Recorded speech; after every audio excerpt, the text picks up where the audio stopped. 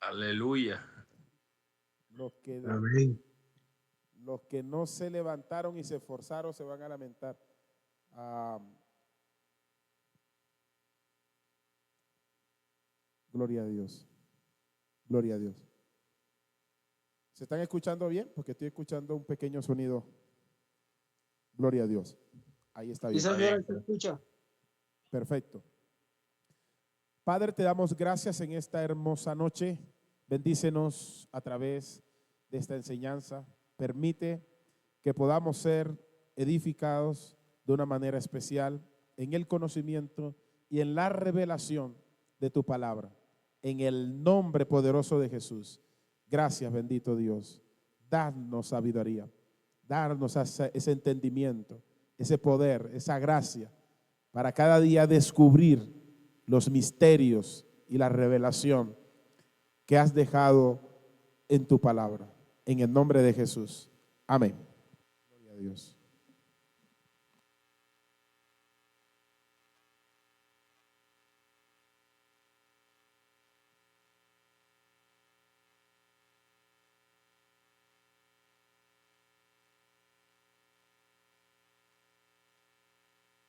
Aleluya.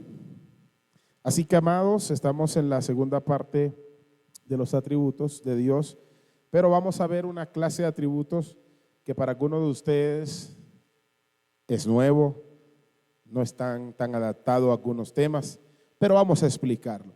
Vamos a iniciar con un tema ampliado sobre la esencia de Dios. La esencia de Dios. Si yo les preguntara a cada uno de ustedes o a uno de ustedes que están allí, que respondiera y dijera, la esencia de Dios es esto, ¿qué pensaría usted? O sea, lo que se le venga a la mente, a ver, ¿qué piensa usted sobre la esencia de Dios? ¿Qué es la esencia de Dios? Ser y la naturaleza de él, pastor. El ser y la naturaleza de Él. Muy bien, Jorge. ¿Alguien más quiere dar una opinión? ¿Qué piensa? Si yo le pregunto, la esencia de Dios, ¿qué es?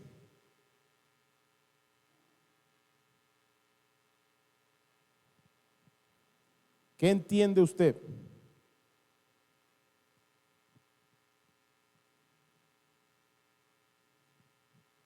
Opinen, opinen. Antes de buscar por ahí en sus celulares, opinen. Eso es rápido. Podría ser, pastor, que Dios es absolutamente soberano porque la esencia de Dios es demostrar su poder, su amor para con cada uno de nosotros, en parte, demostrar su gloria cada día sobre nosotros. Ok, ok. Bueno, muy bien. Vamos a arrancar con esta parte. Entonces, vamos a ir a una raíz latina para poder llegar a este punto. Usted sabe que es un idioma, una lengua que no manejamos, pero del latín es la palabra asentia. Esencia en latín es asentia, con una doble S, asentia, así como suena, asentia. Y la palabra griega para esa palabra esencia en nuestro español es ousia. Ousia. Para los que están anotando allí. Así que esto define el ser más íntimo de Dios o lo más íntimo de su ser. Colóquelo allí si están escribiendo porque es bueno que tengan donde apuntar. Correcto. Tienen un cuaderno ahí, me imagino. A pesar de que les mandemos, este material se los vamos a mandar y ustedes lo van a tener allí, pero igual escriban para que se adapten al material. Cuando hablamos de la esencia de Dios, básicamente estamos hablando de su ser, de lo más íntimo de su ser. Piense por un momento que el ser humano jamás va a llegar a escudriñar a profundidad esta parte. Diríamos de esta manera, no dividiendo a Dios, pero en este apartado sobre el tema de Dios no lo vamos a comprender total. Imagínate. Así que esta esencia es el ser íntimo de Dios, es su ser en todo sentido. Así que si nosotros vamos a definir ciertas etapas de Dios como la Trinidad, debemos conocer este punto de manera clara. ¿Estamos? Así que cuando hablamos de los atributos de Dios, no son partes, pero estamos hablando categóricamente de la esencia de Dios. Entendimos en la clase pasada que los atributos de Dios no son partes que componen a Dios de ninguna manera. Cuando hablamos de la esencia de Dios, estamos hablando de la base de todos los atributos de Dios, en palabras comprensibles. Vamos a ir a una parte importante que es la inmaterialidad y espiritualidad de Dios. Vamos a ir. ¿Están listos? Primero, la esencia de Dios no es tangible, no se puede tocar, no se puede palpar, no se puede ver. ¿Estamos claros? Cuando hablamos de la esencia de Dios, hablamos del ser íntimo de Dios. Cuando hablamos de la esencia de Dios, estamos hablando de esa parte inmaterial de Dios. Bueno, de hecho, Dios es inmaterial. Tenemos que ser claros en esto, para que no queden ciertas ventanas abiertas y se malinterprete lo que quiero llevarle a un conocimiento básico en lo cual usted pueda comprender. Estoy tratando de adoptar un lenguaje que usted lo pueda entender. ¿Ok? Entonces llegamos a esta parte. Inmaterialidad y espiritualidad de la esencia de Dios. Si entendemos que es inmaterial y que es espiritual, no tiene materia. No es algo que puedes ver, que puedes definir y describir desde la vista. ¿Estamos?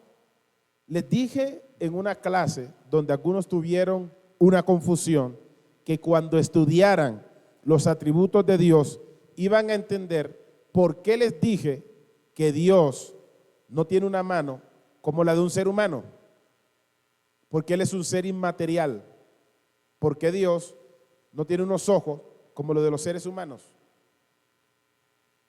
Ahora estamos estudiando el ser de Dios. Si es inmaterial, si es intangible, no se puede ver, no se puede tocar, ¿cómo lo describes? Entonces, en este estudio vamos a entender los diferentes lenguajes teológicos que en la Biblia nos muestra ciertos aspectos de Dios. Por ejemplo, cuando dice la diestra de Dios, nosotros entendemos que es un brazo. Si Dios tuviera un cuerpo que lo pudiéramos definir, Dios tuviera limitaciones. Dios no está limitado a un cuerpo, pero lo van a entender. Y no quiero que con esto se confundan, y si tienen preguntas, pregunten de una. Ahora, si Dios no posee un cuerpo físico, oiga bien, Dios no posee un cuerpo físico, ni está compuesto de materia. Si Dios no está compuesto de un cuerpo físico, ni está compuesto de materia, su esencia es puro espíritu, espíritu, espíritu. Esa es la palabra hebrea para ruah. La palabra hebrea ruah, es la palabra espíritu, viento, ser. Y la palabra griega para espíritu es neuma. Es la misma palabra para viento, espíritu. Es inmaterial. ¿Ok? Esto permite que Dios sea omnipresente, un atributo incomunicable de Dios. Si Dios estuviera en un cuerpo físico, estaría limitado al espacio. ¿Me sigue? Cuando hablemos de la naturaleza de Jesús, en el aspecto también humano, van a entender que no es Dios metido en un cuerpo y limitado para siempre. Jesús no se limitó a ese cuerpo. Lo van a entender. Por eso están estudiando y van a aprender cosas profundas del ser de Dios. ¿Qué permite que Dios sea omnipresente? Que no está definido, limitado por un espacio. Un cuerpo es un espacio, es una limitación. Por eso Jesús, cuando vino a esta tierra, estuvo limitado. ¿En qué sentido? Que Él estaba en esta tierra, en un cuerpo, no en diferentes cuerpos, humano. Por lo tanto, ese cuerpo humano no se podía dividir y estar en todas partes. Esa naturaleza humana sí estaba limitada, pero Jesús tenía todo el poder de Dios, de la deidad en Él. Si hablamos que Dios no está sujeto a un cuerpo, no está sujeto a la corrupción del tiempo y del espacio. Estamos básicamente comprendiendo aquí la omnipresencia de Dios. Vamos a la palabra de Dios, San Juan, capítulo 4, versículo 24. Démosles textos bíblicos, sustento bíblico a todo esto. Vamos a escudriñar. Voy a ir pausado, suave, tratando de adaptar un lenguaje que puedan entender, no tan técnico ni teológico, pero tengo que usar lenguaje técnico y teológico para aplicarles de manera correcta. ¿Ok? ¿Estamos? La palabra de Dios. Pónselo en, Perdón, Juan, ¿sí? ¿qué? Juan capítulo 4, versículo 24. Pónselo en pantalla para que me ayuden a leer allí. Andrés, ayúdame a leer allí. Pónselo en pantalla abierta allí. Vamos a darle participación a usted. Te felicito, Nuri, por abrir tu cámara, porque eso es algo que estamos tratando de hacer, que todos los estudiantes estén así como estás allí, con tu cuaderno, con tu Biblia, y queremos que todos lo hagan, por favor.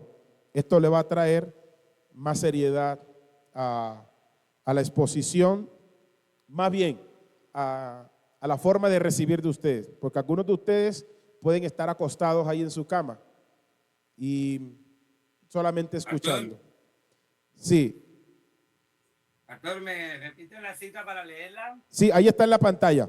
Léela. Dice, Dios es espíritu.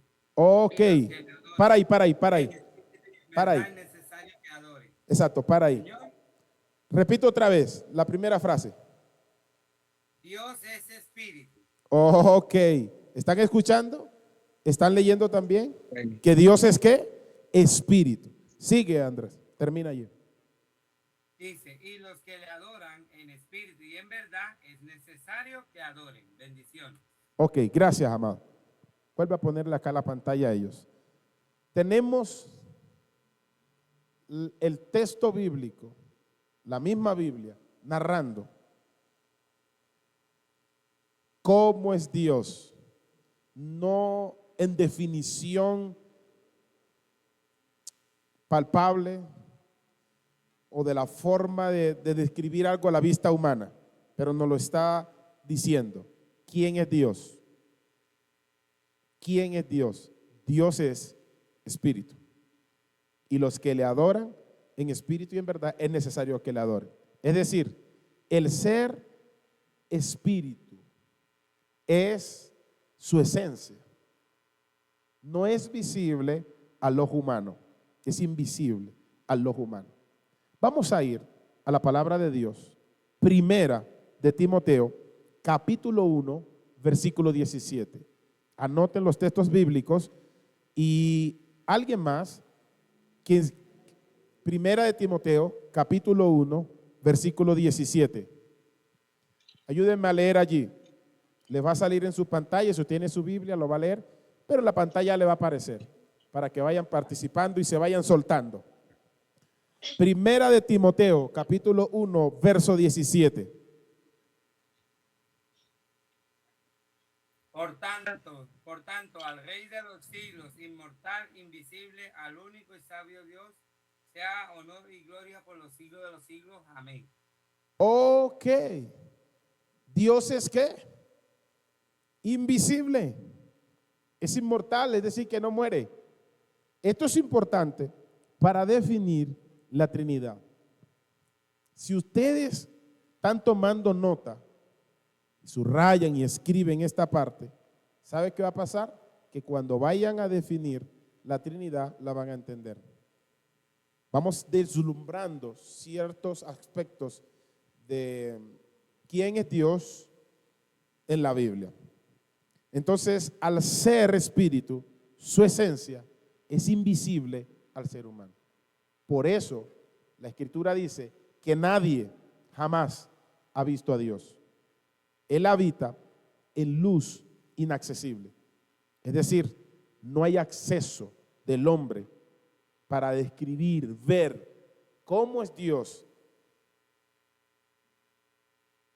¿Estamos claros en ese punto? ¿Alguna pregunta?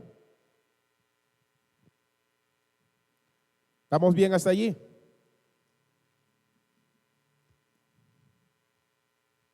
¿Estamos claros allí? No hay pregunta. Amén, amén, pastor. Amén. Gloria a Dios. Por lo menos ahí están vivos. Gloria a Dios. Ahora, vamos a ver un aspecto de la esencia de Dios. Es la simplicidad divina. Escriba, simplicidad divina. Quiero que entiendan algo, amados, que al final la clase vamos a tener unos 5 o 10 minutos para invitarlos a un discipulado. Es muy diferente a un estudio ya académico. Ustedes están estudiando y se van a graduar de un técnico. Entonces, tienen que evolucionar en el pensamiento, ¿cierto? Porque si hay personas que piensan que esto es un discipulado de iglesia, se equivocaron. Esto es académico. Por eso a los maestros cuando están acá también yo les exijo, yo soy exigente y les estoy exigiendo a los maestros que puedan dar lo mejor de sí para ustedes. Así que tenemos la simplicidad divina. Cuando usted escucha la palabra simple, ¿qué se le viene a la mente? ¿Alguien qué opina ahí? Es una pregunta que le estoy haciendo. ¿Qué se le viene a la mente cuando yo le Que no digo sabe, pastor, perdón, que no sabe nada. que no sabe nada? ¿Alguien más que entiende simplicidad divina? A ver, ¿qué entiende? Lo cotidiano que hacemos, pastor. Lo cotidiano que Muchas hacemos. veces. ¿Alguien más? Que todo surge fácil, no hay nada difícil. Que todo surge fácil. ¿Alguien más? Vamos, vamos, eso está bien. Que carece de profundidad. Que carece de profundidad. ¿Quién más? Pues puede ser que algo simple, sencillo, o sea, porque, o sea, algo simplicidad porque Dios es simple, es soberano, aunque sea invisible, pero Él es absolutamente soberano. Y sencillo porque Él hace sabio al sencillo. Bueno. Ok, estamos aquí para aprender, ¿verdad? Yo uso esto para que ustedes se den cuenta de la importancia de escudriñar no solamente tener la Biblia y leerla, sino estudiarla. Como les digo, este es un estudio académico.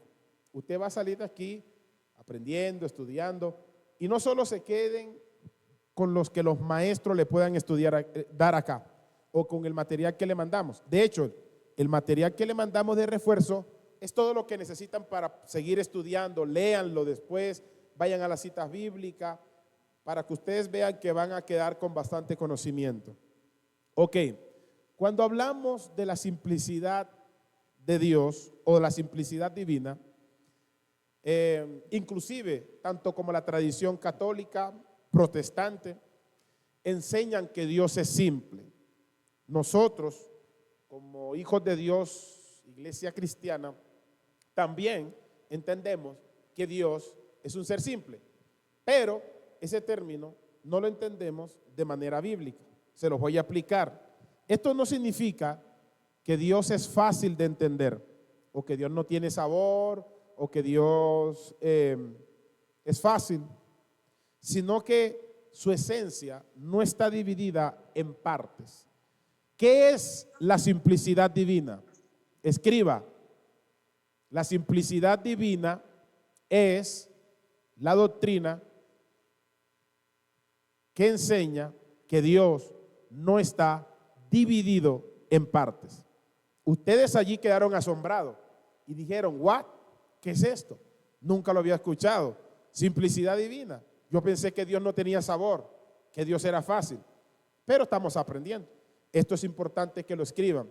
La simplicidad divina es la doctrina teológica que enseña que Dios no está dividido en partes. Están aprendiendo cosas que yo sé que no las aprendemos en una predicación. Inclusive he estudiado en varios seminarios y no hablan de esta parte y de los atributos que les voy a enseñar a continuación. Les voy a enseñar atributos que he estudiado varios cursos teológicos y nunca me han enseñado esa parte. Lo aprendí en la universidad. En la universidad sí han tocado esta parte, pero yo la profundicé, la busqué y creé un formato de clase para que cuando estuviera dictando pudiera enseñar a los alumnos algo que no se enseña comúnmente en un curso y en seminarios bíblicos. Entonces, sí sé que lo enseñan en otros lugares porque también son personas académicas y que están en un nivel óptimo, pero no en todos los seminarios. Pero bueno, aquí estamos. Así que su esencia no está dividida. Cuando hablamos de la simplicidad de Dios, es que Dios no está dividido en partes. Dios no es una suma, por decir, sumar amor, justicia, sabiduría, inmutabilidad, y comenzamos a sumar una serie de cualidades y formamos a un Dios. Ese todo no forma a Dios, porque Dios no está hecho por parte. No podemos sumar amor, justicia, paz, inmutabilidad, omnipresencia, omnipotencia y decir, sumamos todo y Dios es eso. No, Dios es plenamente amor. Dios es plenamente justicia. Dios es plenamente sabiduría en una sola esencia, no dividida. Vamos a la palabra de Dios. Primera de Juan, capítulo 4, versículo 8. Vamos a ver bíblicamente que Dios no tiene ciertos aspectos. Dios es. Primera de Juan, capítulo 4, versículo 8. Dice, el que no ama, no ha conocido a Dios, porque Dios es amor. Oh, Dios es. Esa palabra es caracteriza que es propio de su ser, que no es una parte de Dios. La palabra de Dios nos recomienda que amemos como Dios ama. Eso significa que aquí, en este versículo bíblico, estamos descubriendo un atributo comunicable. Pablo dice: sed imitadores de mí, así como yo de Cristo. Debemos imitar a Dios. Y hay ciertos atributos de Dios que se nos es permitido, que han sido transferibles por Dios mismo, puestos en nuestra naturaleza para ejercerlos.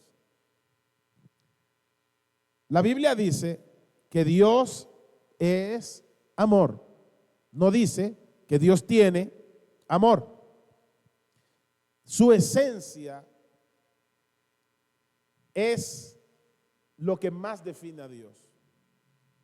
Es importante estudiar sus atributos. Al ser invisible, cuando Dios actúa con todo su ser. Por ejemplo, cuando Dios ama a alguien, no está amando una parte de Dios a la humanidad. De tal manera Dios amó. Usted dice no. Dios está amando. Ahí está su justicia, ahí está su paz, ahí está su celo por nosotros. Todo está incorporado ahí. Es intencional hacia nosotros. La infinidad y aceidad de Dios. Escriba: la infinidad y aceidad de Dios. Este es otro atributo que es difícil en la terminología de que las personas lo asocien a Dios. ¿Cómo así? Aceidad. ¿Ansiedad o aceidad? A-C-I-D-A. En la siguiente etapa se los voy a explicar de manera más profunda. Pero viene aquí. La esencia de Dios es infinita. Debe tener claro esta parte. Cuando hablamos de la esencia de Dios, tenemos que entender que es infinita, lo que significa que no tiene límites en su perfección. Es perfecta en todo sentido. Es decir, que hablamos que es sin límite en poder, en conocimiento y en todo. Cuando decimos que Dios posee o tiene o es aceidad, ¿cómo definimos esta palabra? La aceidad viene de la palabra, escriba allí, latina, se. Esa palabra se es de sí mismo, igual de sí mismo. La palabra se es igual, escríbalo, de sí mismo. Lo que significa que Dios existe por sí mismo. En definición, ¿qué es aceidad? Que Dios existe por sí mismo y no depende de nadie para existir. ¿Escribieron? Lo que significa que Dios existe por sí mismo y no depende de nada ni de nadie para existir. Vamos a la palabra de Dios, Éxodo capítulo 4, versículo 14. Se lo estoy explicando bíblicamente para que tengan sustento bíblico. Vamos a la palabra de Dios. Ustedes me van a ayudar a leer este texto bíblico. Es conocido por ustedes. Éxodo capítulo 3, versículo 14. ¿Lo pueden leer? ¿Quién me ayuda a leerlo? A ver.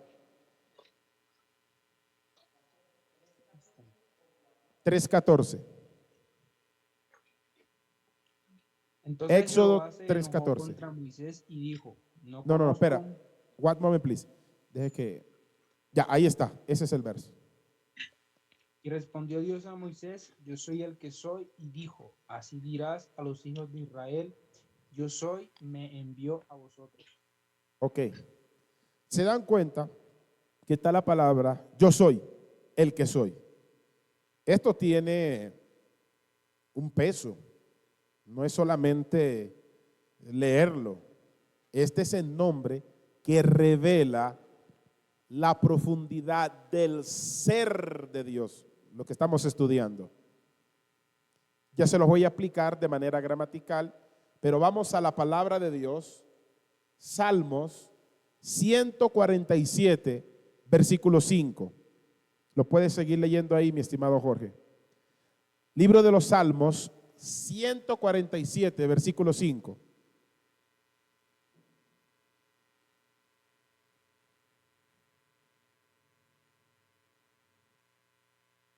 Léelo, mijito. Grande es el Señor nuestro y de mucho poder, y su entendimiento es infinito. Ok. Todos los atributos de Dios están en los textos bíblicos. Cuando estamos hablando de que Dios es infinito, grande su poder, yo soy el que soy, que tiene vida, existencia en sí mismo y no depende de nadie para existir. ¿Qué quiere decir eso? Vamos a descubrirlo.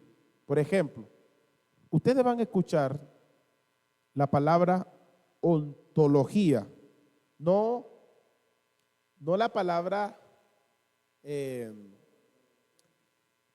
ontología, sino ontología. Esta palabra ontología es la palabra ontos, es ser,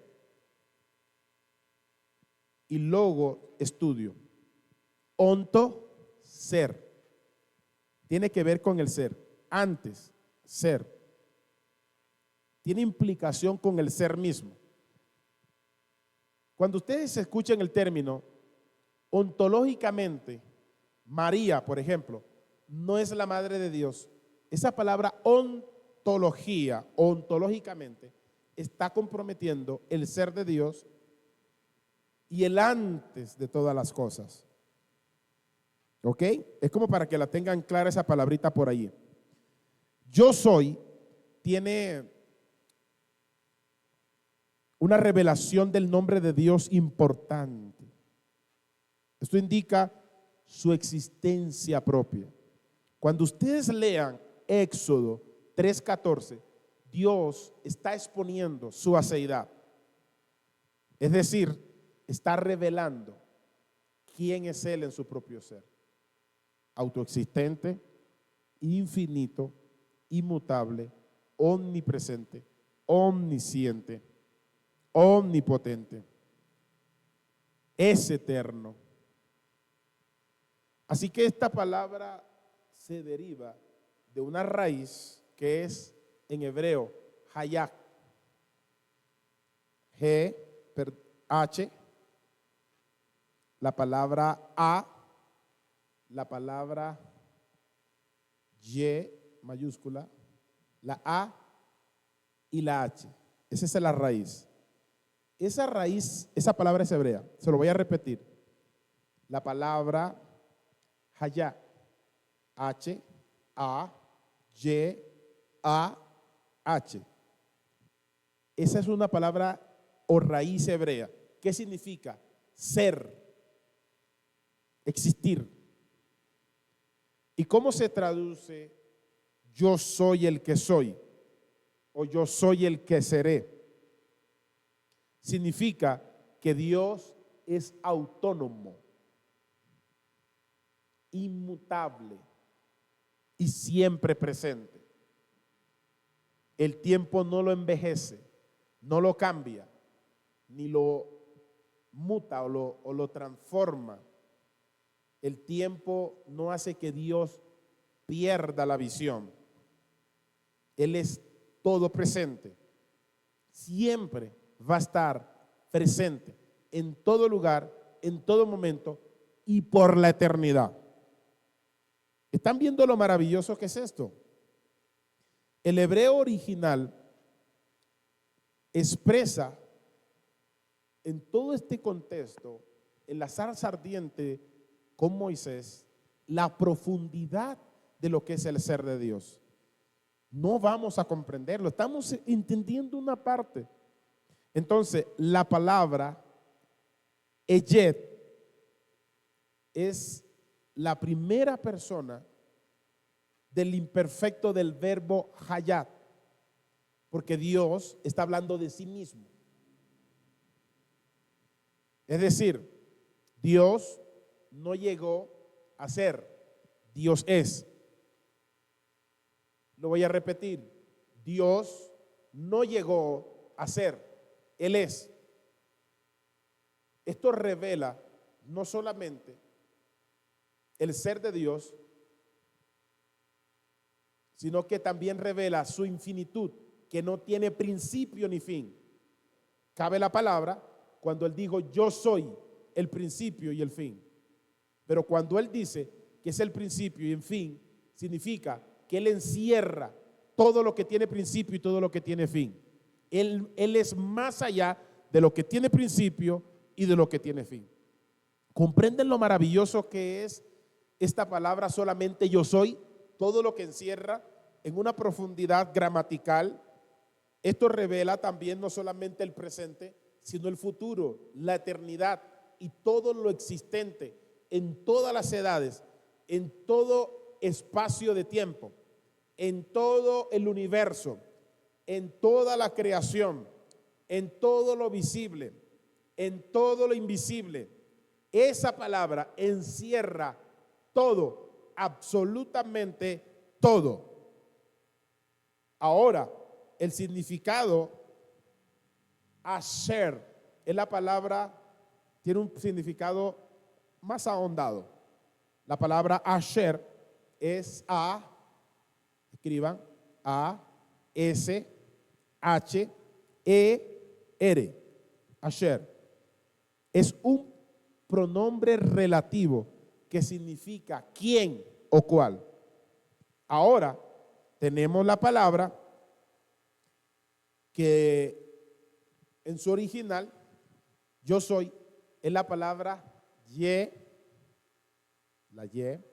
la H, la W y la H. Son 4 letras. Otra vez, la Y, la H, la W y la H. Esto no tiene pronunciación porque son 4 letras consonantes. Pero de alguna manera, en su etimología y en su lenguaje para comprenderlo, es la palabra Enyeb, yo soy. Y esta palabra está vinculada a estas 4 letras consonantes que les estoy dando, que de allí se traduce o le añaden para que podamos pronunciar estas 4 letras, Y, H, W, H. Le añaden unas letras, inclusive hasta se atreven a quitarle algunas para que tenga pronunciación. De ahí es donde viene la palabra Yahvé. Sí la ha escuchado, ¿cierto? La palabra Yahvé. Ha escuchado Jehová, que es la más común en nuestro español. Esa palabra Jehová no tiene sino la dependencia de la raíz de estas 4 letras. De ahí es donde viene la palabra Jehová. Jehová.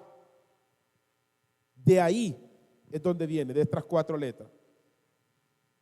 Los estudiosos añadieron vocales para que se pudiera pronunciar. Pero en sí, esa palabra Jehová no existe en el Antiguo Testamento de manera que Dios la haya dicho, yo soy Jehová. No, viene de esta raíz, yo soy, que es el verbo Enyeb, que son 4 letras que no se pueden pronunciar. Entonces, esta es la tercera persona, Él es decir, viene de la misma raíz. ¿Qué indica esta terminología? Escriban, indica que Dios no tiene principio ni fin. No se ponga a buscarle 5 patas a la mesa. Escriba, ¿qué significa esto? Significa o indica que Dios no tiene principio ni tiene fin. Y seguimos con esto.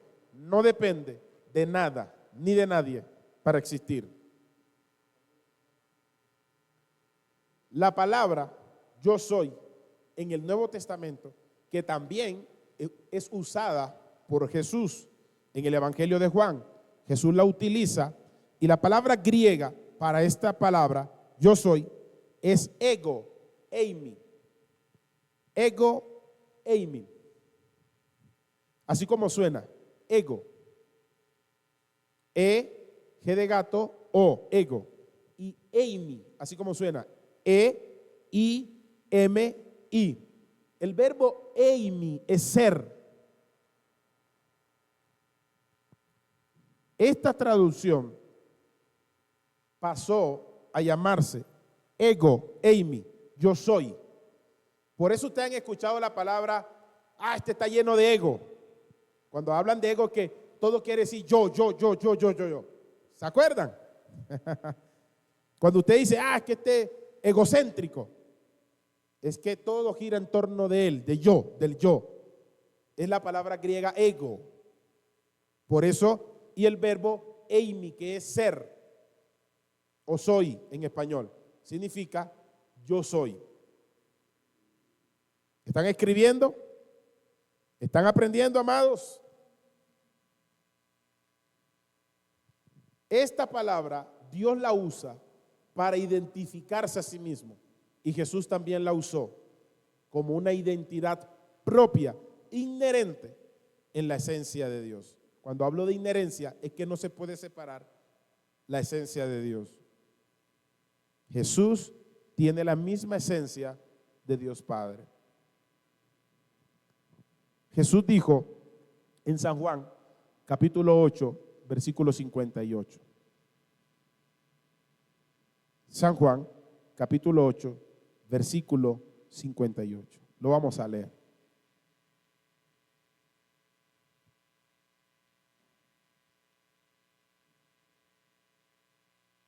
Gloria a Dios. Ponlo en pantalla. Gloria a Dios. La palabra de Dios dice: Jesús les dijo, de cierto os digo, antes que Abraham fuese, yo soy. La misma palabra que se usó en la zarza ardiente. Tremendo.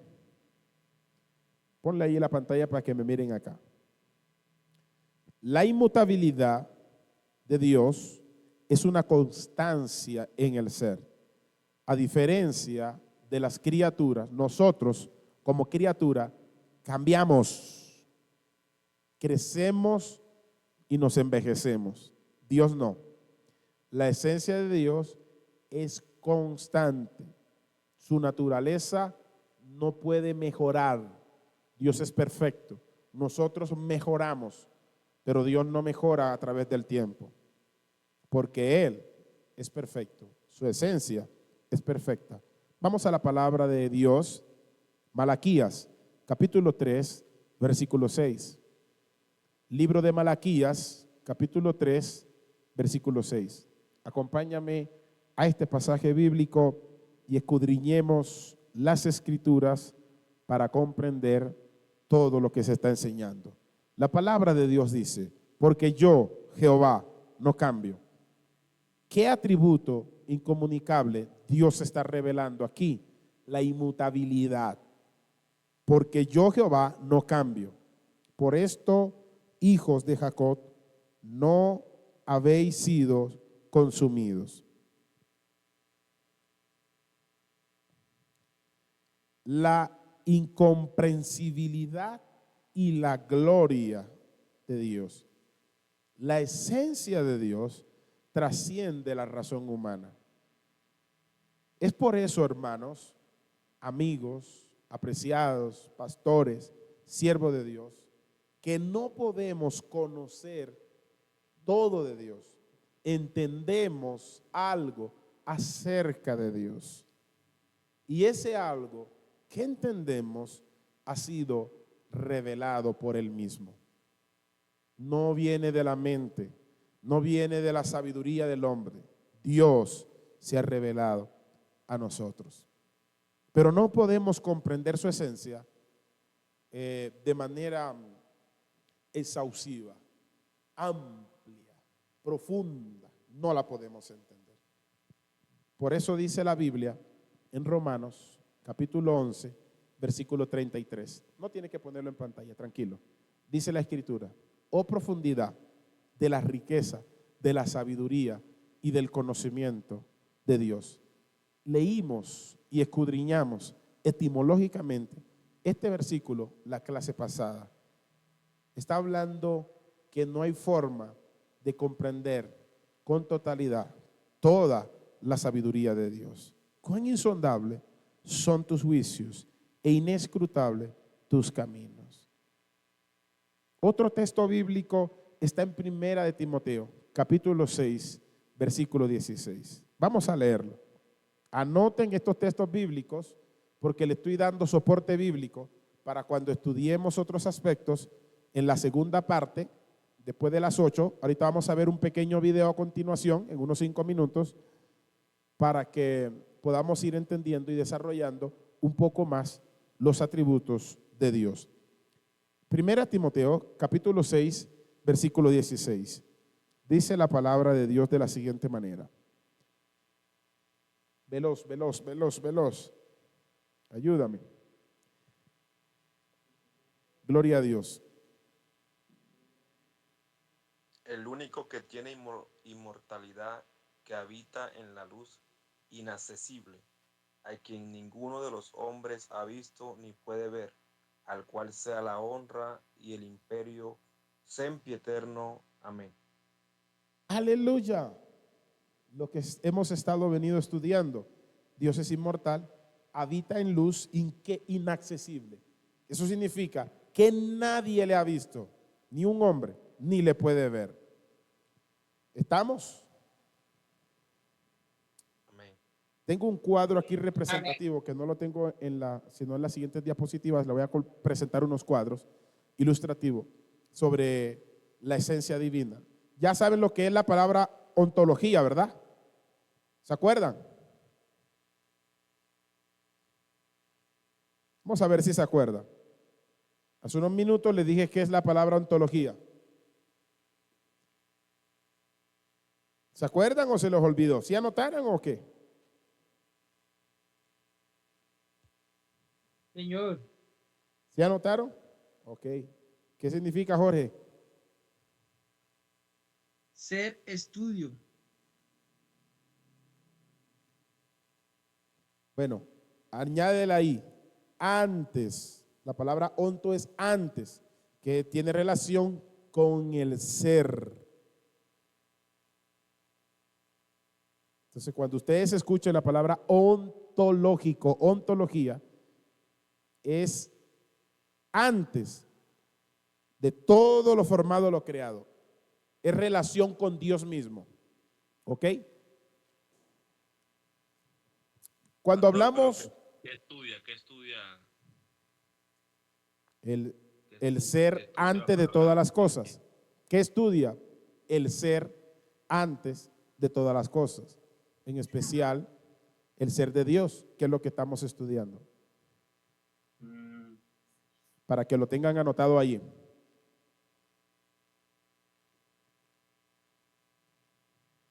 Por ejemplo, hablamos de unas características: aceidad, eternidad. El propósito teológico es que Dios es la causa primera de todo. Dios es el único ser no causado. Dios causa todas las cosas. ¿Estamos? Dios causa todas las cosas.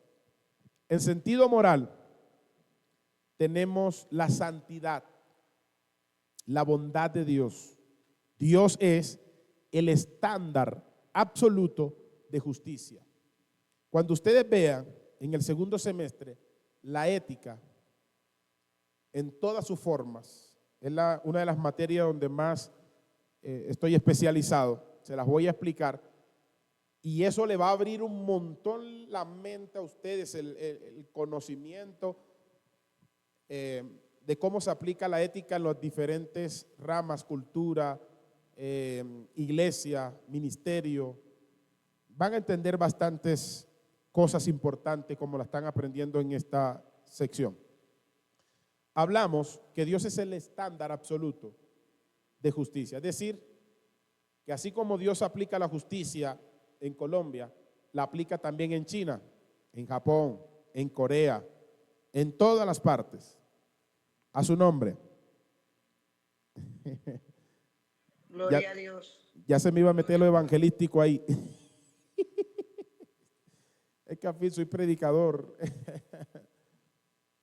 Entonces, en la parte relacional, por ejemplo, una característica, la Trinidad. ¿Qué es la Trinidad? Una sola esencia, tres personas. Cuando lleguemos a las segundas dos clases que le voy a dar, mire, hermanos, ustedes van a entender completamente el papel que se ha desarrollado a lo largo de la historia sobre la Trinidad. Se la voy a explicar en todas las ramas, en todos los marcos. El propósito teológico de esto, de la Trinidad, Dios es comunidad y amor en sí mismo. Ok.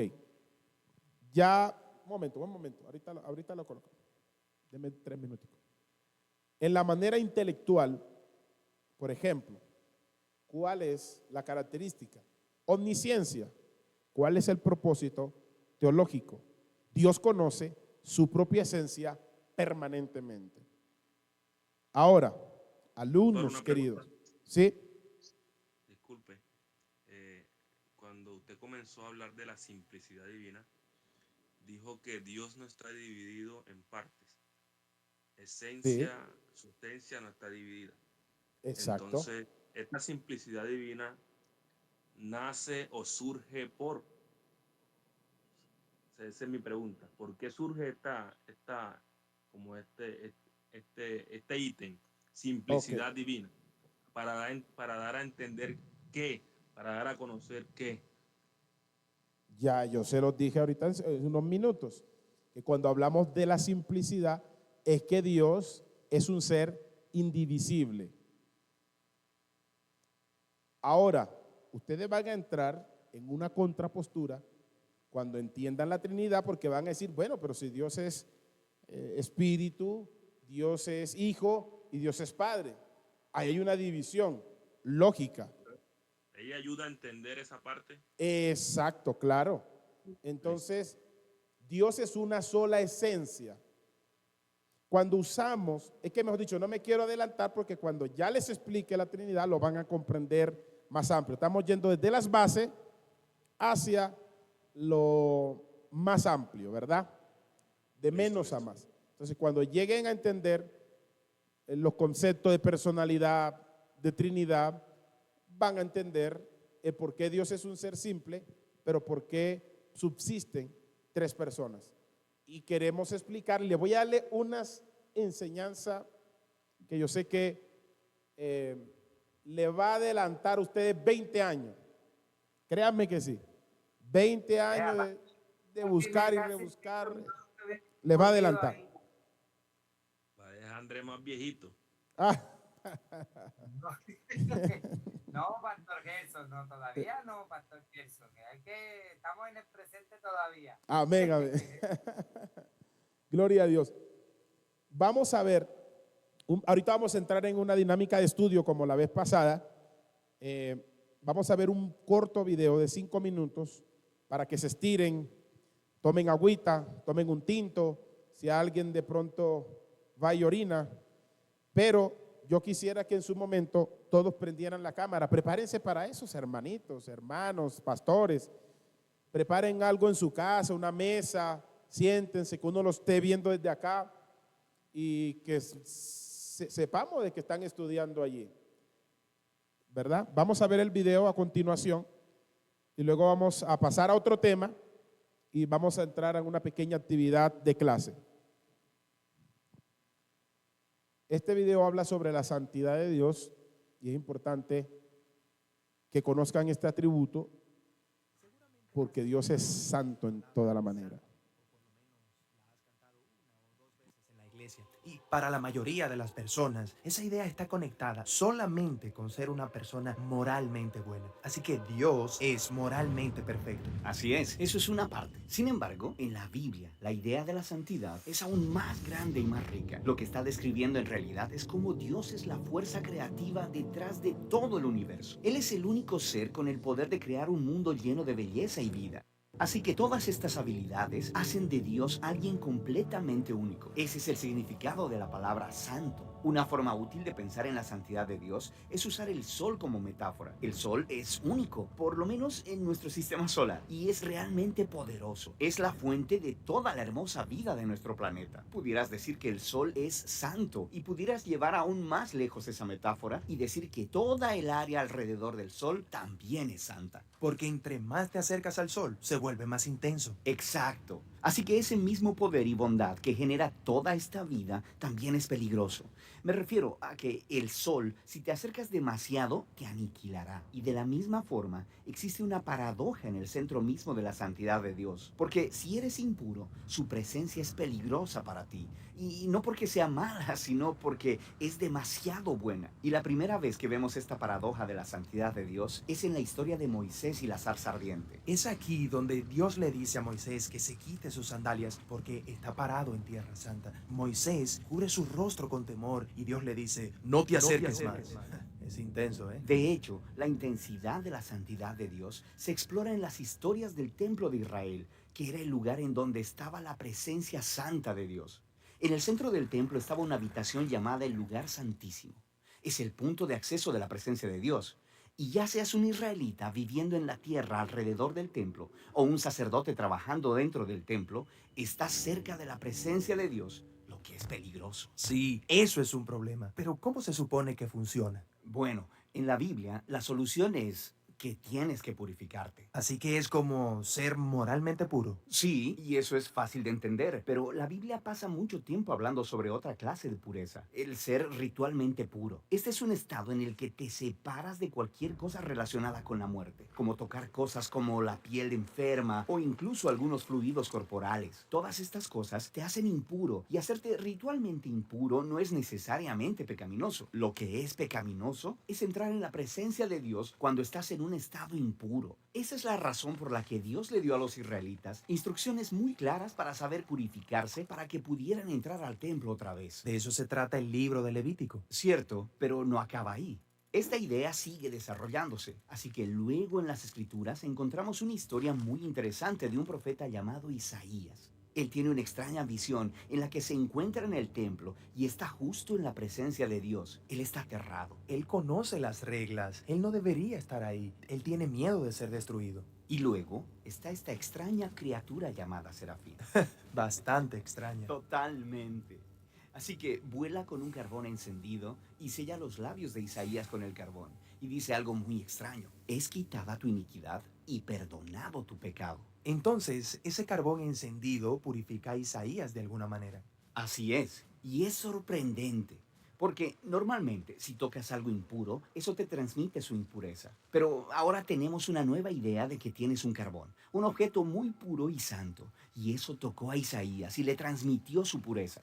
Isaías no es destruido por la santidad de Dios, es transformado por ella. Las implicaciones de esto son enormes. Pero hay un desarrollo más, esta vez de otro profeta, Ezequiel. Y él tiene esta visión donde él está parado en el templo y ve agua goteando del templo. Se convierte en un torrente y luego crece hasta convertirse en un río profundo que comienza a fluir a través del desierto, dejando un rastro de árboles verdes detrás de él. Desemboca en el mar muerto, haciendo todo fresco, dándole vida. Así que en lugar de purificarte primero y luego entrar al templo, aquí la santidad de Dios sale del templo y purifica las cosas, dándoles vida. Pero, ¿qué significa todo esto? No lo sabemos hasta que conocemos a Jesús. Él dice que Él es el cumplimiento de todas estas visiones antiguas, pero de forma sorprendentemente nueva. Así que Jesús iba de un lado a otro tocando a personas que eran impuras, personas con enfermedades en la piel, una mujer con sangrado crónico o gente muerta. Y cuando Él las toca, su impureza debería transferirse a Jesús. Pero en lugar de eso, la pureza de Jesús se transmite a ellos y sana sus cuerpos. Jesús es como ese carbón santo en la visión de Isaías. Así es. Y Jesús dijo que Él era la encarnación humana de la misma santidad de Dios y que Él y sus seguidores eran ahora el templo de Dios. Así que a través de ellos, la presencia santa de Dios puede salir hacia el mundo y traer vida y sanidad y esperanza. Así que esta es la razón por la que Jesús dijo que de sus seguidores correrían ríos de agua viva. Así que esa es la parte de la historia donde nos encontramos, pero ¿hacia dónde se dirige todo esto? Las últimas páginas de la Biblia terminan con una última visión de la santidad de Dios. Esta vez es la visión de un hombre llamado Juan. Y en esta visión vemos el mundo entero completamente renovado. La tierra entera se ha convertido en el templo de Dios y el río de Ezequiel está ahí, fluyendo de la presencia de Dios, inundando toda la creación, quitando toda la impureza y dando vida a todas las cosas.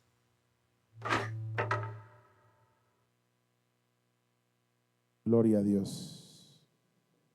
Seguramente has escuchado antes la palabra santo, o por lo menos Ahora tenemos la curiosa pregunta para ustedes. En lo que estamos estudiando, ¿quién es Dios para ustedes? En lo que entiendan, comprendan sobre el tema que estamos desarrollando. ¿Qué es Dios? Esa es la pregunta. ¿Qué es Dios?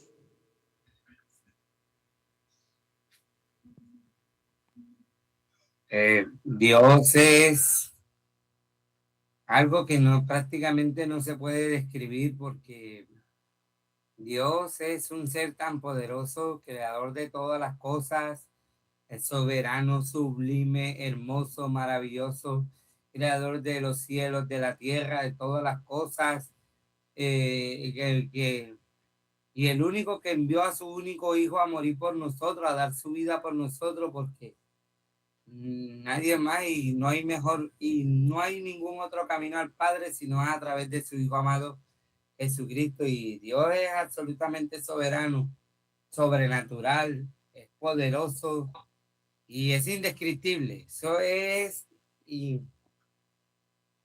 no se compara con nada. Ok. Voy a aportar, pastor. ¿Sí? Conforme a lo que estamos estudiando, Dios es un ser inmaterial, Dios es espíritu. Ok, muy bien, muy bien. ¿Alguien más quiere opinar? Porque vamos a seguir a la segunda pregunta. Pastor, un ser supremo y puro, como lo estaba describiendo en el video. Ok, 6 supremos. Ahora, cuando usted le pregunten, ¿qué es Dios? El pastor Gerson dio una respuesta allí acertada. Dios es espíritu, porque estamos describiendo la esencia de Dios. Es infinito y es eterno. Ya no busquen más para otro lado para describir a Dios, porque como lo describan, están describiendo ciertos aspectos como Dios se ha revelado, obviamente, que son los atributos. Pero estos también son atributos y es uno de los que más describe. ¿Cómo puedes responder a la pregunta, ¿qué es Dios? Obviamente yendo a la parte central, la esencia. Y vimos que la esencia es inmaterial, por consecuente es espiritual, es infinita y es eterna. Desde allí usted puede responder a esa pregunta. La segunda pregunta es la siguiente. ¿Quién es Dios? Ojo, ya dijimos qué es Dios. Ahora, ¿quién es Dios?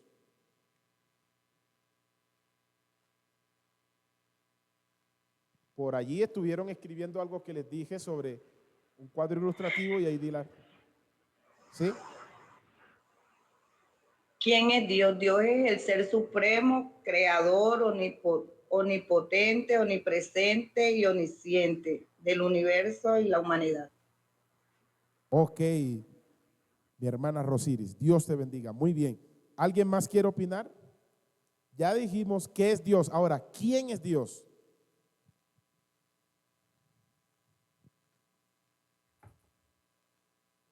Dios es espíritu soberano, sublime, es invisible, es inmutable. Excelente. Todo eso aplica a la pregunta, ¿cierto? Pero cuando miramos, Dios se nos ha revelado ¿Sí? Mi hermana Rosiri, te doy la palabra. Ah, no, que Dios es trino, eterno e inmutable. Exacto. Dios se nos ha revelado, yo se lo di en el cuadro comparativo, que no se lo mostré, pero se lo estuve dando allí, anterior a esto. Recuerden que Dios se reveló a nosotros, o se nos ha revelado, en lo que comprendemos en el cristianismo, en la fe cristiana, como una Trinidad. Podríamos llamar la palabra triunidad, porque es un Dios en una sola esencia, revelado en tres personas, subsistente en esa esencia. Eso lo van a ver en las últimas dos clases y van a entender todos esos pequeños términos que generan confusión en la interpretación de estas formas teológicas de comprender esta parte de Dios, por así decirlo, en palabras entendibles. Porque recuerden que Dios no está dividido por parte, pero a veces uno usa términos que se pueden malinterpretar. Viene otra segunda parte importante. Por ejemplo, hablamos de una unión de Jesús, porque Jesús es divino, está en la deidad, viene a la tierra, se encarna y asume una naturaleza humana. Eso se llama unión hipostática. La palabra hipostasis es la palabra naturaleza. Cuando hablamos unión hipostática, hablamos de la unión de la naturaleza del Hijo, la segunda persona de la Trinidad, asumiendo una naturaleza humana. Pero hay algo importante. En nuestra teología cristiana, en el concilio 451, después de Cristo, sostiene que Jesús, óigase bien, se une en dos naturalezas distintas, pero hay que comprender algo importante, porque Él se une de manera perfecta, de manera permanente. Pero escuchen esto, Cristo no dejó de ser Dios al hacerse hombre. Esto es importante que ustedes lo entiendan. Cristo no dejó de ser Dios al hacerse hombre o al asumir una naturaleza humana. Su esencia es divina y esta esencia permaneció en Él, inmutable, infinita y perfecta. Él no se convirtió en un semidios, como algunos lo tradujeron, o un Dios menor, o un ser híbrido, o un ser que parecía ser humano, pero que no era humano. No, ninguna de estas cosas describen a Jesús. Vamos a la Biblia para responder esto. Capítulo 2 de Colosenses, versículo 9. Si nosotros entendemos bíblicamente todo esto, no hay forma de confundirnos. Y cuando expliquemos ese atributo de Dios, que lo vamos a desarrollar en las últimas dos clases que nos quedan, va a ser impactante. Mira lo que dice la Biblia. Porque en Él, ¿de quién está hablando? De Jesucristo.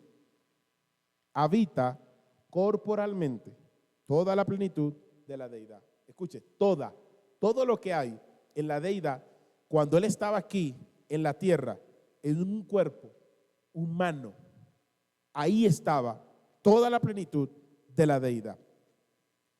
¿Qué significa la palabra plenitud? Anote, la palabra plenitud viene de la palabra griega pleroma, así como suena, pleroma. Escríbala, los que están tomando apunte con sus cuadernos. Y les sugiero que siempre tengan un cuaderno y la Biblia a su lado. Esto indica que nada de la esencia divina le faltaba a Jesús mientras estaba y caminaba sobre la faz de la tierra. Si entiende esto, usted va a comprender que mientras Él estaba en esta tierra, Él era Dios. Ok, seguimos. Vamos a entrar en un desarrollo, en un pequeño taller dinámico ahorita. Y al final, no se desconecten los que ahí están. Es importante que todas las personas se conecten. Hay unas personas que por cuestión de trabajo me han pasado notificación de inasistencia, pero ellos están recibiendo las clases de igual manera, pero ya bajo supervisión. Óigase bien, va a entrar otro grupo a partir del otro lunes. Va a entrar otro grupo, y hago este paréntesis para que esta información al final es importante que todos los que están aquí conectados la escuchen para que sigamos impulsando el Instituto Bíblico. Ok, la adopción de la naturaleza humana. Ejemplo, Jesús no solo parecía un hombre. Usted va a conocer las raíces de dónde surgieron todas estas hipótesis y todas estas herejías en contra de Jesús, las clases posteriores. Él asumió una naturaleza humana. Esa es la palabra correcta. Él asumió una naturaleza humana. No significa que Él es una naturaleza humana. Él asumió un cuerpo físico. Completamente, Él era físico, Él era humano, tenía emociones humanas. Pero la Biblia dice que era sin pecado, según Hebreos capítulo 2, versículo 17, y se lo leo desde acá, por lo cual debía ser en todo semejante a sus hermanos. Vamos a leerlo, Hebreos capítulo 2, versículo 17. Todo esto se lo estoy dando con soporte bíblico para que les quede claro. Anote, Hebreos capítulo 2, versículo 17. Entonces, dice la Escritura, por lo cual debía ser en todo, oiga bien, en todo, semejante a sus hermanos, para venir a ser misericordioso y fiel, sumo sacerdote en lo que a Dios se refiere, para expiar los pecados del pueblo. Él tenía que venir y ser como nosotros. Eso dice la Escritura, para poder redimir al hombre y salvar. Él debía ser verdaderamente hombre. Si Jesús no fuese verdaderamente hombre, la sangre no era verdadera. Por lo tanto, se asumiría que el pecado todavía sigue en nosotros, ese pecado original. Pero como fue una sangre verdadera, pura, ese pecado fue totalmente anulado de todo aquel que cree y se convierte a Cristo. Si su humanidad fuera una ilusión, algo ilusoria, esto muestra que nuestra redención no fue apta. Fue una falacia, una mentira, pero su sangre fue real. Es importante que entiendan que esta unión de la naturaleza humana y divina comprende unas razones. Se los voy a explicar. Los alumnos, como ustedes, deben entender que estas dos naturalezas no se mezclan. En el concilio de Calcedonia, 451 después de Cristo, esta fue uno de los desarrollos teológicos que se especificaron en ese concilio. Estas dos naturalezas no se mezclan, no forman una tercera cosa. Por ejemplo, como el café y la leche. Usted tiene leche, tiene café, al unirlo cambió completamente la esencia de una cosa. Eso no sucedió cuando Jesús asumió la naturaleza humana. Siguen siendo distintas, pero unidas en una sola persona, el Hijo, que es la segunda persona de la Trinidad. Se lo voy a repetir. Ellas se unen, pero no se mezclan para nada. Este es uno de los misterios teológicos que vuelve loco a muchos teólogos. que no Pastor, son una pregunta. arraigados a la Escritura. ¿Sí? Le escucho. Me confunde un poco el hecho de que de pronto al principio usted comenta de que Jesús, tomando naturaleza de hombre, continuó siendo Dios, Ujú. ¿vale? Y ahora acá en el verso dice que se hace semejante a los hombres.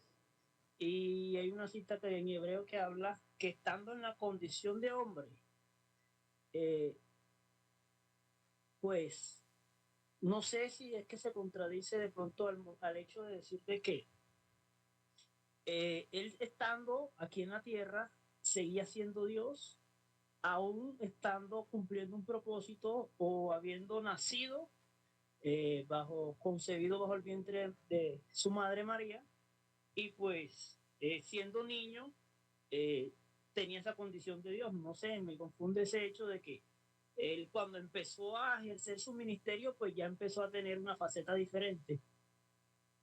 Entonces Oh, me ayuda a entender, por favor. ok, vamos a la palabra. Juan capítulo 1, versículo 1.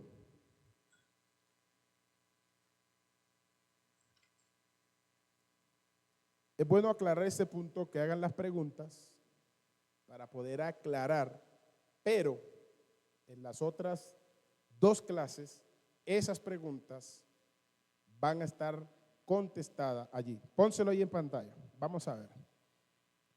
Dice la Biblia que en el principio era el verbo. Y el verbo era con Dios. ¿Y el verbo era quién? Dios. ¿Está claro allí? Vamos al versículo 14. Ya entendemos que el verbo era Dios. Estamos claros ahí, ¿verdad? Pero la Biblia dice que ese verbo que era Dios, aquel verbo fue hecho carne y habitó entre nosotros. Y vimos su gloria como la del unigénito del Padre, lleno de gracia y de verdad. Ponle la pantalla acá. Ahora, solo Jesucristo como Dios en la tierra podía hacer las obras que él hizo, el perdón de los pecados y la redención nuestra. El hecho, ojo aquí porque esto es importante que lo entiendan, el hecho de que él haya asumido una naturaleza humana, lo que explica el concilio y algunos textos bíblicos que les voy a seguir dando, es que esas dos naturalezas se unieron, pero no alteraron ni la humanidad de Jesús ni la divinidad de Jesús mientras estuvo en la tierra. Así que Jesús siguió siendo Dios estando en la tierra como segunda persona de la Trinidad. Ojo acá, porque si dividimos a Jesús y decimos, no, cuando Él estuvo en la tierra no era Dios, entonces lo sacamos de la esencia divina. Y recuerden que las tres personas que subsisten en esa esencia son indivisibles de esa esencia. Porque si lo sacamos, deberíamos decir que ya Jesús tendría otra esencia. Y ahí crearíamos un semidios o otro Dios. Y no es bíblico.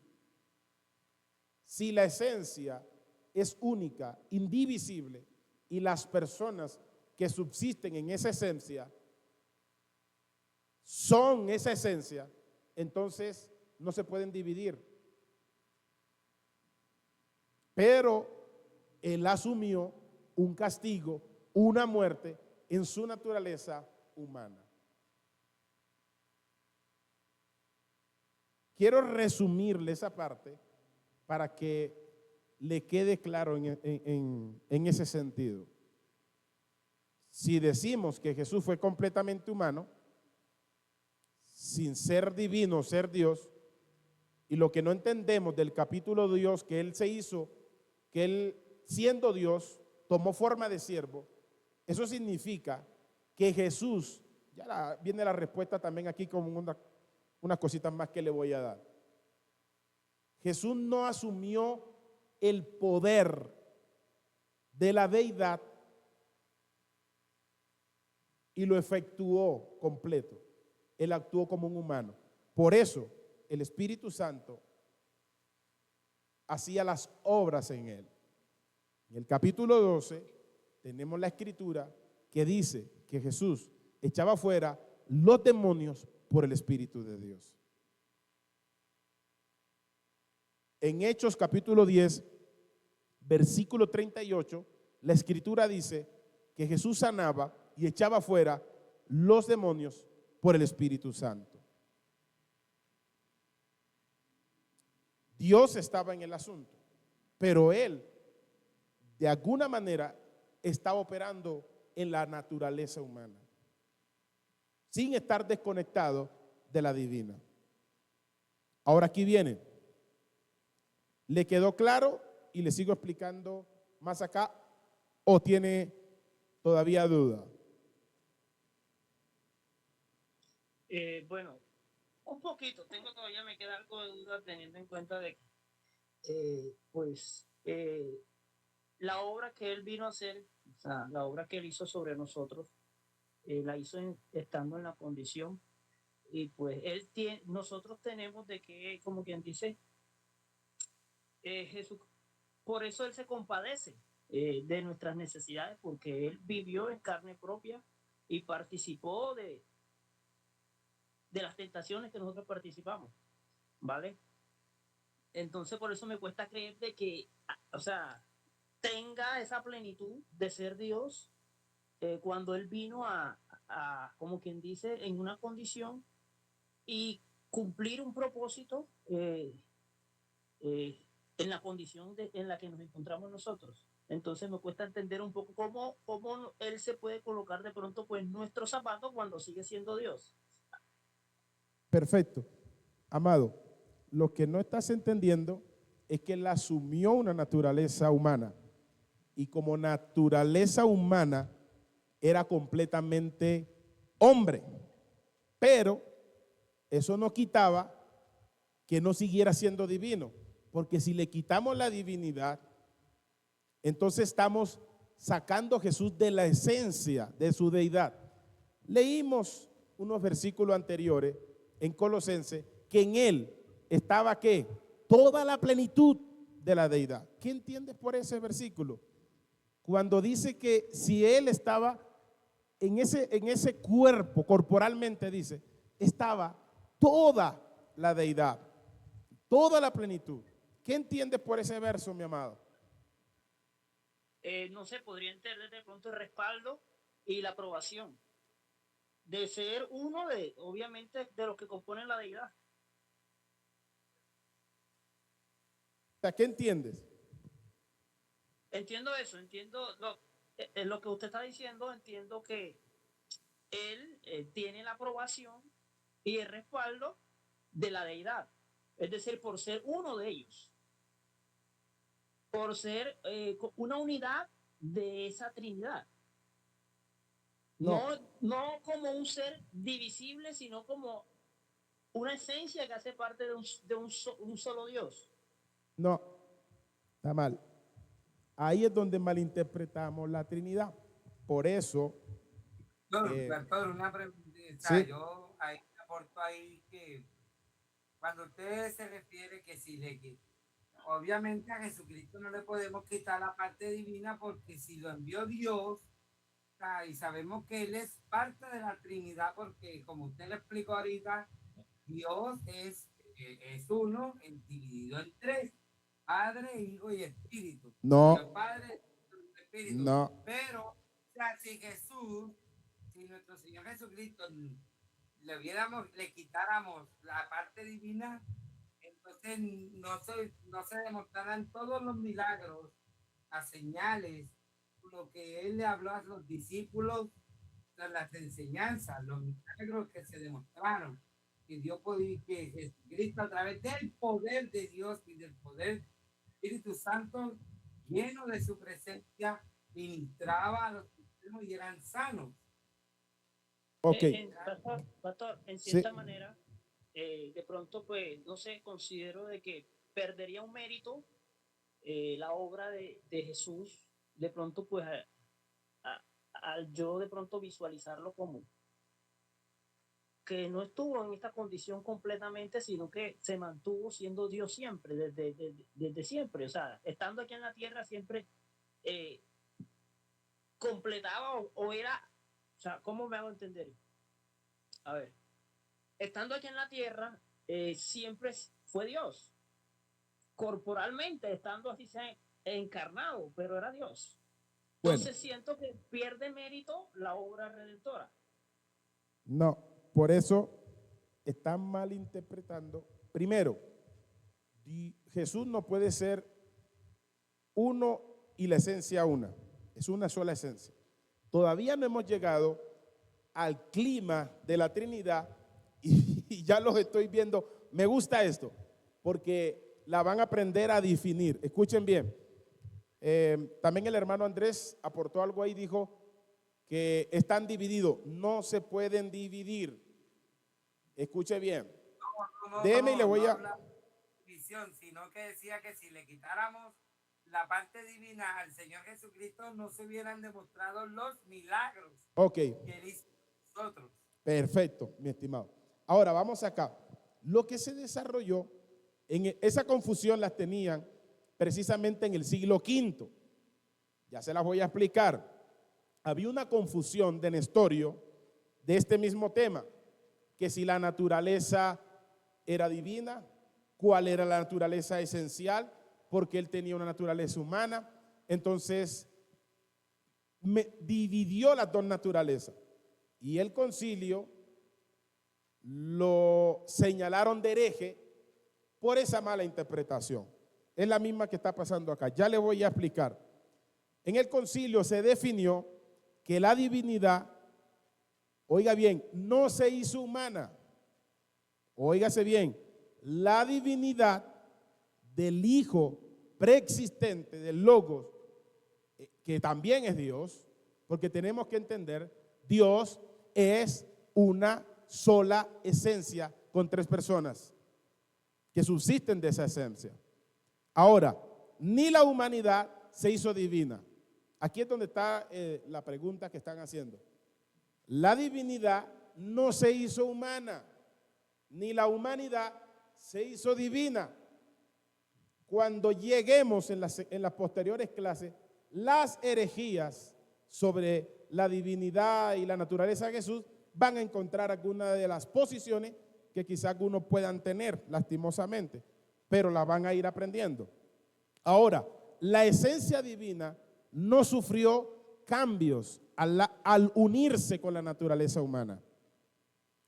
La palabra de Dios en Filipenses, vamos allí, capítulo 2, versículos 6 y 7, que fue el versículo que también abordó nuestro amado allí.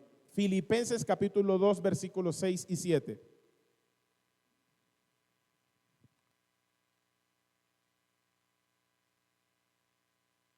El cual siendo en forma de Dios no estimó el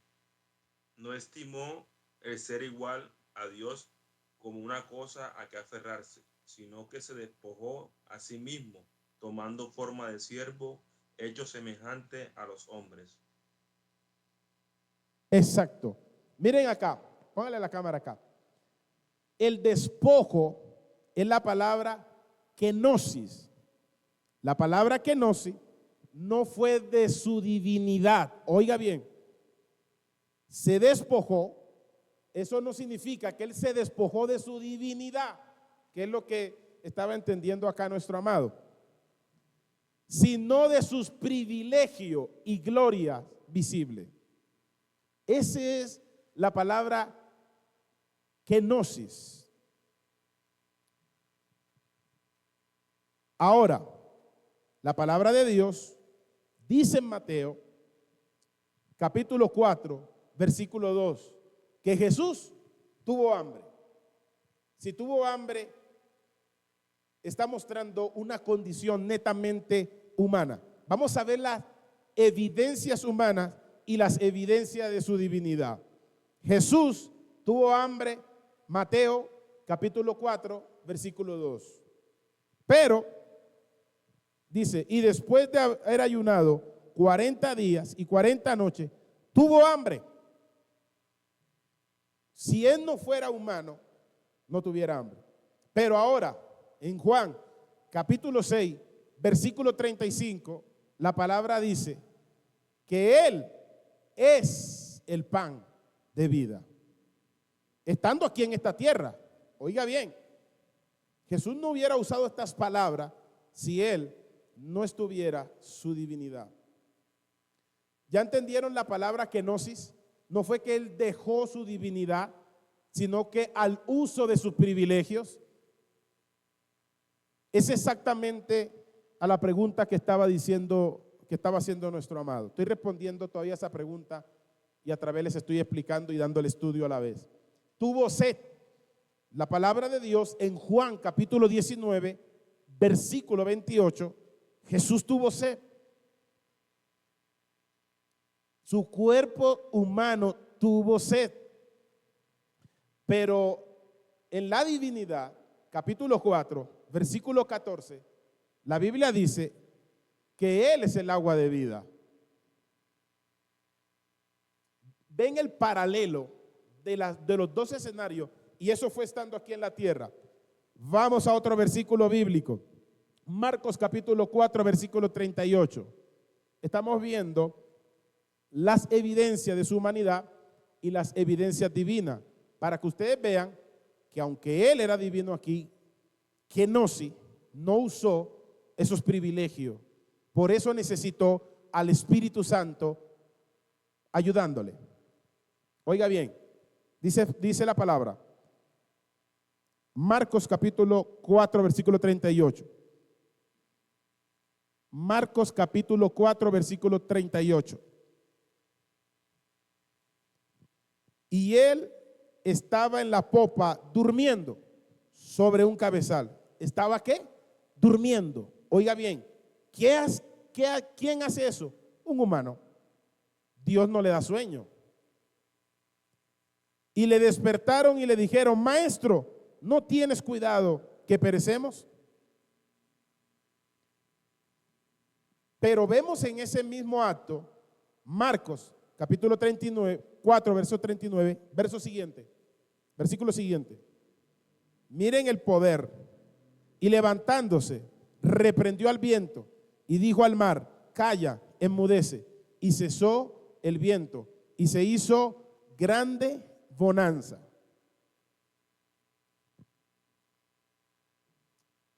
No solamente él dormía, él tenía el poder de Dios.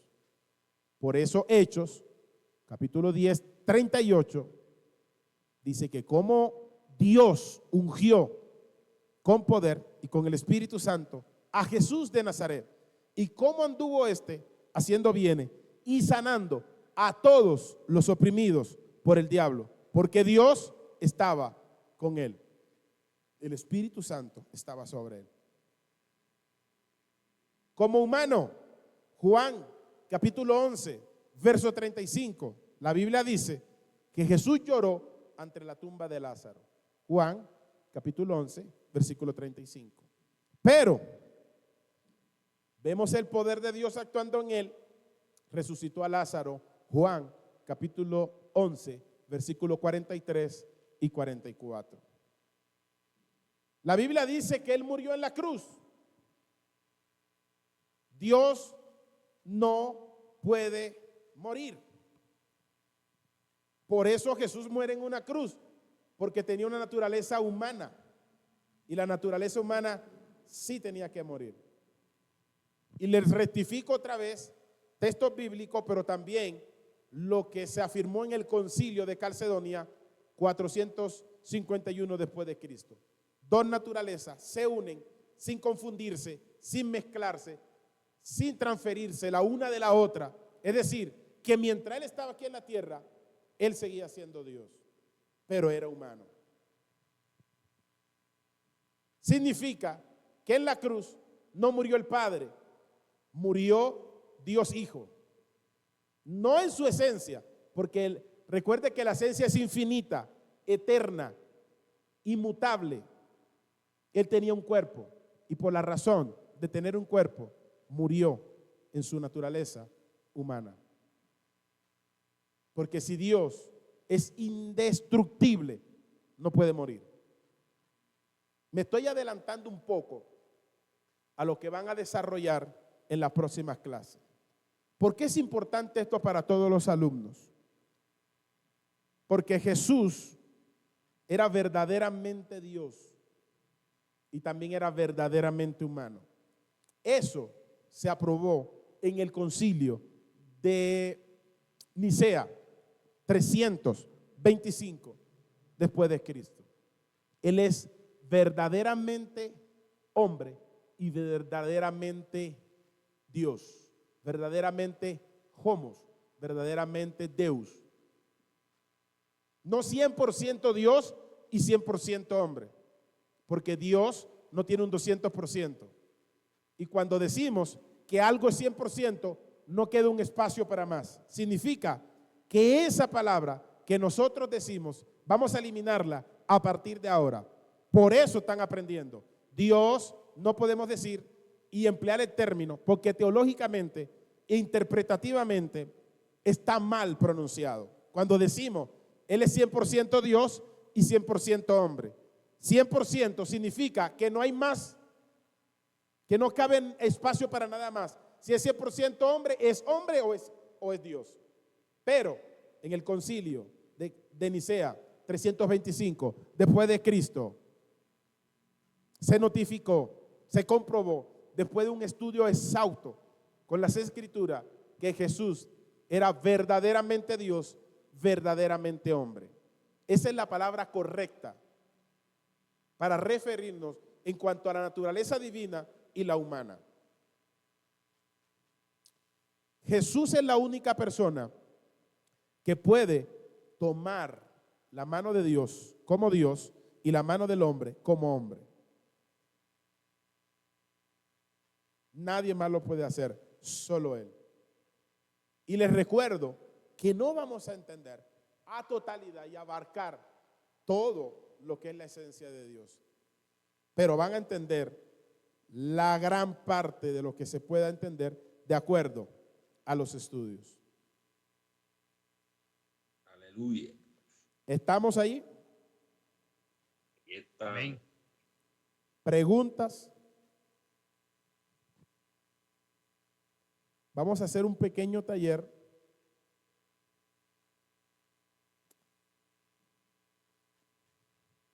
Yo les voy a dar una historia que les formulé aquí y ustedes van a encontrar el atributo de Dios. Óigase bien, analicen, escuchen. Este es un diálogo, le puse así, el diálogo en el vacío. Oiga bien, antes de que el primer átomo o la partícula más pequeña vibrara, o que el tiempo empezara a correr, o existiera un reloj para que diera su aguja. Esto es una historia creada. No había oscuridad, porque incluso la oscuridad necesita un espacio donde habitar. Solo estaba Él. Un ángel recién llamado a la existencia en toda la expansión comenzó a ver a su vista la creación. Observaba con asombro la inmensidad de todo el cosmos, de todo el universo, con que comenzaba a desplegarse. Al mirar a su creador, el ángel sintió profunda curiosidad y preguntó: estoy narrando una historia creada. Oiga bien, esto no es bíblico o no tiene un sustento bíblico para decir esto está en la Biblia, perdón, esa es la palabra. Esto no está en la Biblia, es una historia que yo inventé. Señor, yo existo porque tú me pensaste, le pregunta el ángel. Las estrellas brillan porque tú les diste fuego. Pero ¿quién te sostiene a ti? Le pregunta el ángel, a su creador, Dios. ¿De qué fuente bebes para mantener tu vida? Dios, cuya voz no era un sonido, sino una realidad, que lo llenaba todo, respondió con una paz inalterable: si yo necesitara una fuente para beber, esa fuente sería mayor que yo. Si alguien me sostuviera, yo sería un edificio y no el arquitecto. Escucha bien, yo no recibo la vida, yo soy la vida. No hay un antes de mí que me haya causado, ni una afuera, ni aún afuera de mí alguien de que yo necesite o siga recibiendo para ser. El ángel comprendió entonces la diferencia infinita, mientras toda la creación era un eco que necesitaba la voz de Dios. Dios era la voz misma, existiendo en una plenitud perfecta, total y eterna, sin haber pedido permiso al tiempo ni apoyo al universo. En esta historia creada, relatada, ¿qué atributo ustedes encuentran y perciben? Porque quiero que piensen, a ver, es una dinámica para que piensen, no solamente para que escuchen, sino para que piensen también. Y le generen ustedes en su mente la capacidad de distinguir los atributos de Dios. En esta historia, ¿qué atributo distinguieron ustedes? Y le va la otra.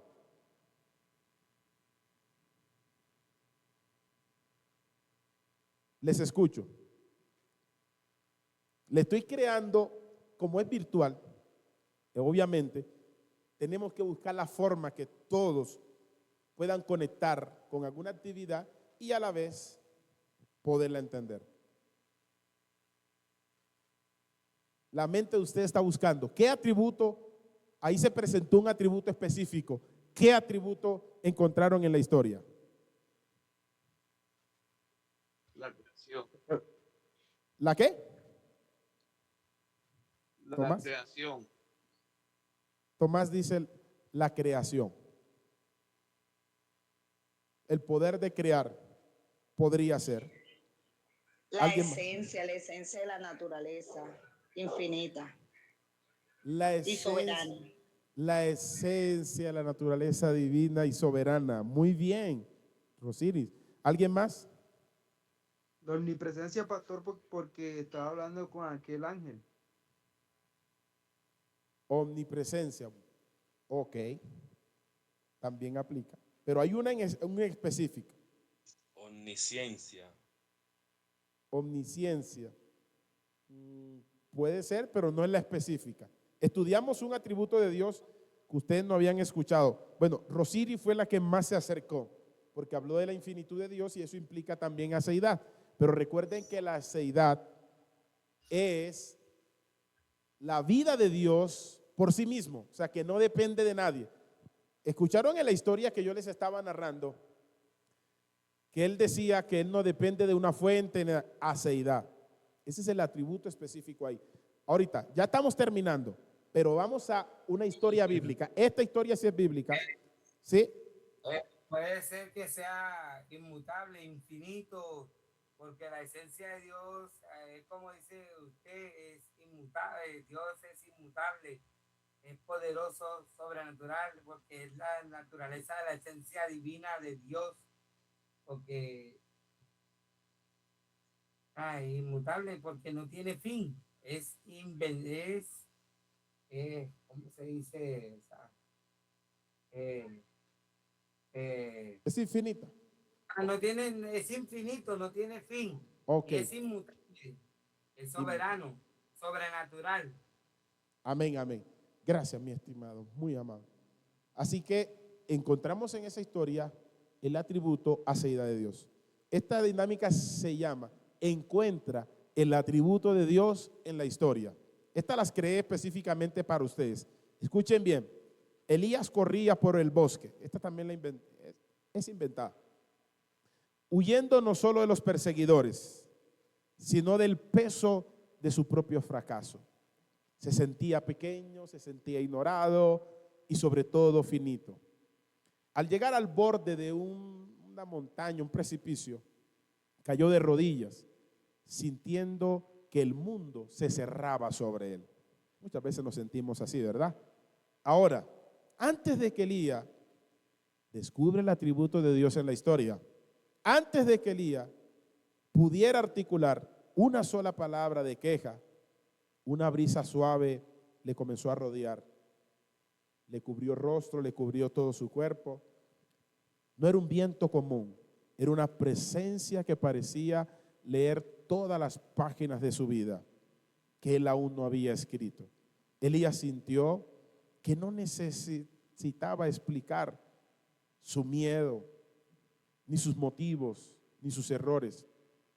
Dios no estaba aprendiendo sobre su dolor.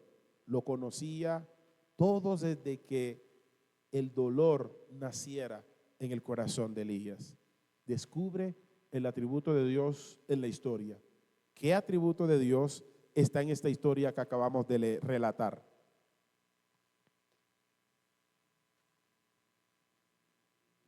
Ay, ay, ay. ¿Qué atributo de Dios encuentran en la historia relatada? Ay, pastor, no entendí muy bien. Se me entrecortaba. Se le entrecortaba. Tranquila.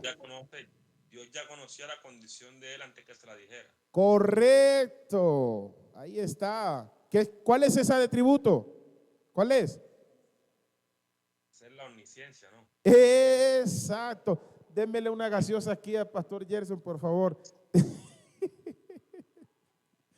Gloria a Dios. Eso es lo que quiero que capten, que ustedes estén atentos, porque es una dinámica para que ustedes estén atentos y descubran, o sea, están aprendiendo, gloria a Dios. Entonces vamos a seguir el otro porque se nos está acabando el tiempo. Dos minutos más. Dos y ya. Ok, vamos acá. Elías miró hacia el valle profundo y luego hacia las estrellas que empezaban a asomarse. De repente, la comprensión le golpeó. No importaba qué tan lejos corriera o en qué cueva se escondiera. La misma mano que sostenía las galaxias en el vacío estaba allí mismo, rozando la hierba bajo sus pies. No había lugar donde no estuviera ya esperándolo el Creador. Descubre el atributo de Dios en la historia relatada. Ay, ahí le puse un poquito de color. ¿Qué atributo de Dios está allí? Omnipresencia. Pero ya la agarraron. Ahí está Luis Ángelo. Dios te bendiga, mi estimado. Esa Amén, es amén. la omnipresencia. Recuerda que dice, no había lugar donde Dios no estuviera. Omnipresencia. Ya lo estaba esperando. La última. Dice, estoy relatando la historia. En ese momento, la tierra comenzó a temblar levemente. Esta es la historia de Elías. Elías vio una enorme roca desprenderse de la montaña. Con un simple pensamiento silencioso de la misma presencia de Dios, el caos se detuvo y el orden regresó. Elías recordó que el Dios que lo escuchaba era el mismo que había encendido el sol con su suspiro. Nada de lo que Elías temía, ejércitos, imperio, la misma muerte, tenía poder frente a la fuente de todas las cosas. ¿Qué atributo de Dios está en la historia relatada? Descúbrelo. A ver. Es la omnipotencia. Muy bien, pero es que ustedes están muy inteligentes, Padre Santo, qué bueno. Eso me gusta, gloria a Dios. Estamos viendo la conexión, esa mente conectada y les coloco un 10 a todo, ¿verdad? Gloria a Dios. Mira, amados, el tiempo se nos va. Vamos a tener otras 2 clases más. Y me gustó, no sé si está por ahí, Pastor Jaser, me gustó tu inquietud, increpar y decir, bueno, no me queda claro, explíqueme este asunto. Porque yo sé que, mire, voy a ser honesto, la gran mayoría de las personas que aún profesan la Trinidad, aunque la creen, en la terminología terminan fallando. Yo voy a empezar, ya desde la próxima clase, voy a tocar una parte importante. Porque si ustedes no entienden estas partes, no van a poder distinguir y de manera clara entender la Trinidad. Por lo menos la vamos a entender de manera clara. Porque la Trinidad o hablar de la Trinidad es como una pared la cual yo no puedo atravesar, ¿verdad? Cuando hablamos de un enigma, un enigma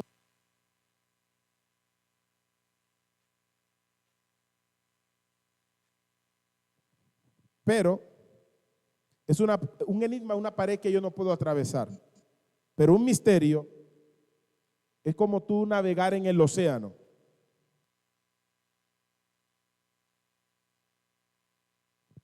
Cuanto tú más profundo entres, vas a poder conocer una parte del océano. Aunque no lo comprendas todo, vas a comprender una parte. Se descargó el micrófono, ya me pasan el otro.